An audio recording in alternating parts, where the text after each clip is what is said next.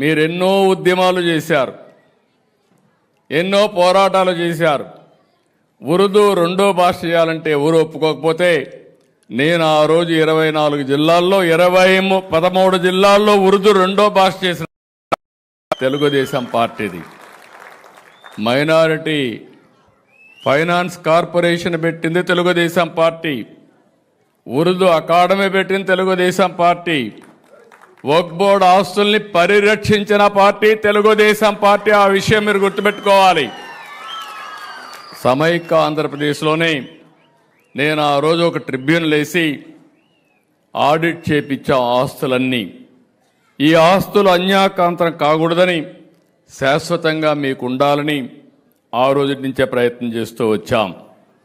అయితే ఈ రాష్ట్రం వచ్చిన తర్వాత 25-26లో 5,434 కోట్ల రూపాయలతో మైనారిటీ సంక్షేమ బడ్జెట్ పెట్టుకున్నాం. ఇది కాకుండా ఈరోజు మీరు చూస్తే ఏ రాష్ట్రంలో కూడా ఇవ్వడం లేదు.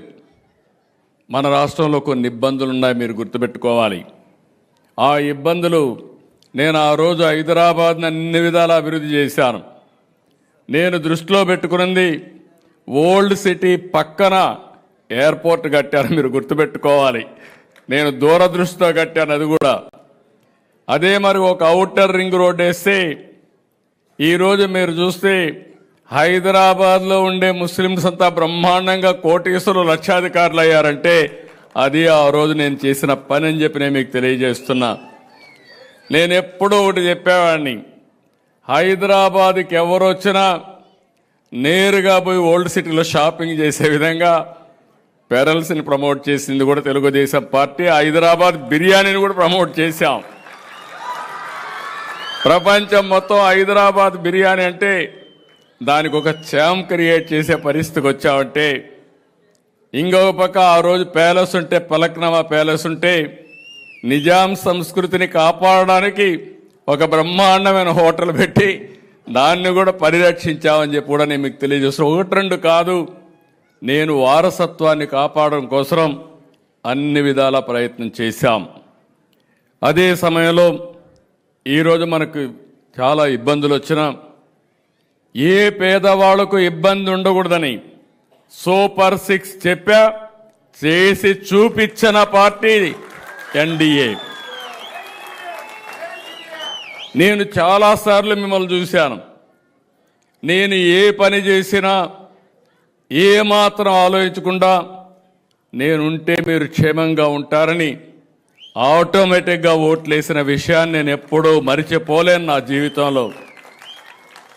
అలాంటిది ఈరోజు కూడా మిమ్మల్ని చూస్తున్నా.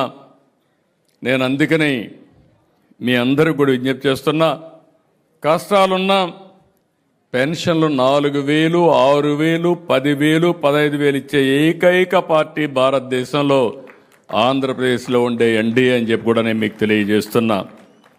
ఇదే కాకుండా తల్లికి వందనం, ముందు మాయమాటలు చెప్పారు.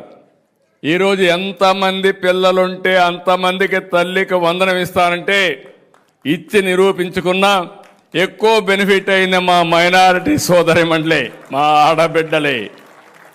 దానికి నేను గర్వపడుతున్నా.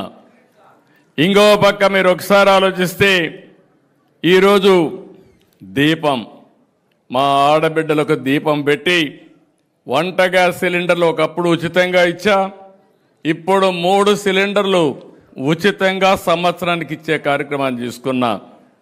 స్త్రీశక్తి, మా ఆడబిడ్డలు ఎవ్వరి పర్మిషన్ అవసరం లేదు.